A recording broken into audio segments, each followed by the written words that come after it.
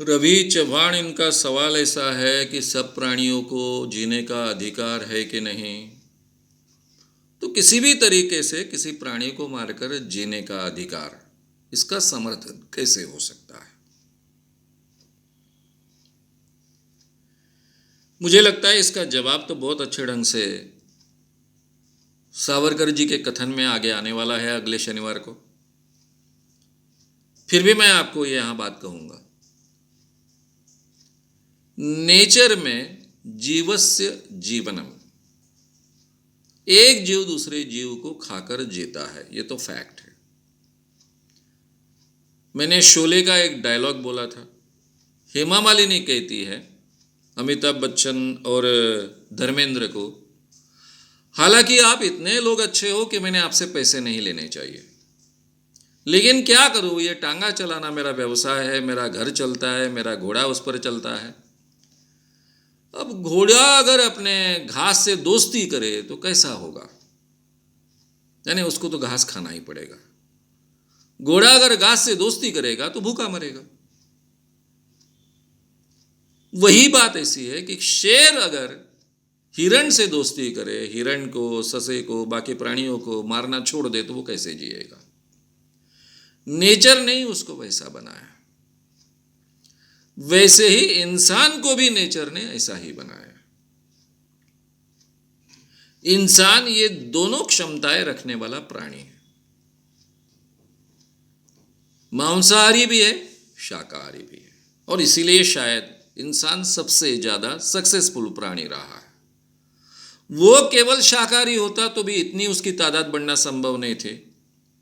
वो केवल मांसाहारी होता तो भी बहुत बड़ी दिक्कत थी, इतनी बड़ी तादाद उसकी बढ़ना संभव नहीं थी।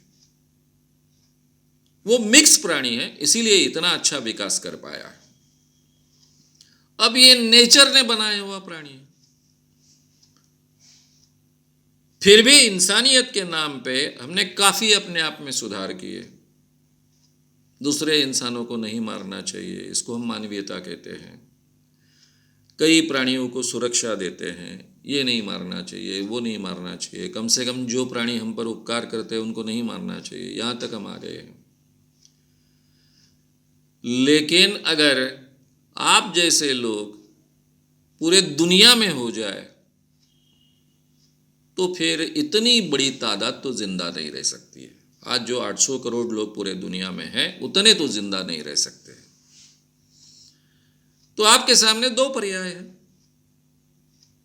या तो 800 करोड़ लोग जिंदा रहे मच्छी खाकर, मुर्गी खाकर, बकरे खाकर, बीफ खाकर, सुअर खाकर, बाकी पंछी खाकर, या फिर इनमें से आधे से ज्यादा लोग मर जाए। यानी आप हिंसा नहीं करना चाहते, प्राणी को मारना नहीं चाहते, तो आपको इंसान को मारना होगा या फिर मरने देगा होगा। दो में से एक चॉइस है। आज की 800 करोड़ आबादी केवल शाकाहार कर कर जी नहीं सकती, ये तो फैक्ट है। दोनों कारणों से जी नहीं सकती। शाकाहार के जरिए अगर आपको सभी आवश्यक चीजें अपने शरीर के लिए चाहिए तो बहुत रिच फूड की आवश्यकता है, जो सभी लोगों को प्राप्त होना संभव नहीं है, और 800 करोड़ इतनी बड़ी तादाद को तो संभव नहीं है। मांसाहार में सबसे ज्यादा प्रमाण मछली का होता है।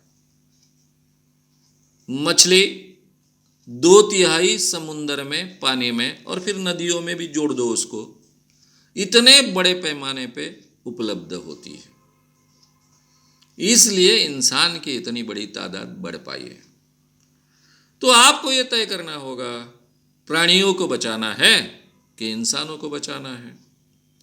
सभी प्राणियों को बचाना है तो आप फिर आपने कल जाकर फिर हिरण को बचाना चाहिए, फिर आपने ससे होते हैं उनको बचाना चाहिए, खरगोश,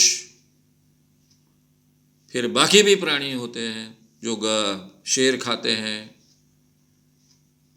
बाघ खाते हैं, उनको बचाना चाहिए। इसलिए आपने शेर को मार डालना चाहिए, बाघ को मारना चाहिए, क्योंकि वो तो खाते हैं ना। इंसान ने नहीं खाना चाहिए तो शेर ने भी नहीं खाना चाहिए। इंसान में तो ताकत है शेर को मारने की, तो मार देना चाहिए। यहां तक आपको जाना पड़ेगा। इसलिए आप नेचर के संतुलन को खराब करने की कोशिश ना करें। आपने कई बार ऐड सुनी होगी कि शेर को बचाना यानी नेचर को बचाना। अब ये कैसा है भाई, ये शेर को बचाना यानी नेचर को बचाना? ये कहीं केवल ऐड नहीं है, ये सच्चाई है नेचर की। शेर जिंदा होता है, प्राणियों का भक्षण करने वाले प्राणी जिंदा होते हैं, इसलिए तृणधारी जो प्राणी है उनकी संख्या लिमिट में रहती है, इसलिए जंगल बचते हैं और इसलिए इंसान को जीने के लिए अवसर मिलता है। अब ये बात अलग है कि इंसान खुद जंगल तोड़ते। आपने ध्यान कहाँ देना चाहिए कि पर्यावरण ना इंसान बिगाड़े। वो जंगल को नष्ट करता है, ये ज़्यादा भयानक चीज़ है। वो मांसाहार करता है, ये ज़्यादा भयानक चीज़ नहीं है। भयानक चीज़ है वो जंगल नष्ट करता है, पृथ्वी का पर्यावरण नष्ट करता है। वो प्राणियों को खाता है, पंछियों को खाता है, मच्छियों को खाता है, ये ज़्यादा बड़ा प्रॉब्लम नहीं है। अगर मच्छियों को इंसान नहीं खाएगा तो मच्छियों की संख्या इतनी बढ़ेगी कि वो भी हैंडल करना मुश्किल हो जाएगा। ऑस्ट्रेलिया में कुत्ते छोड़े गए थे।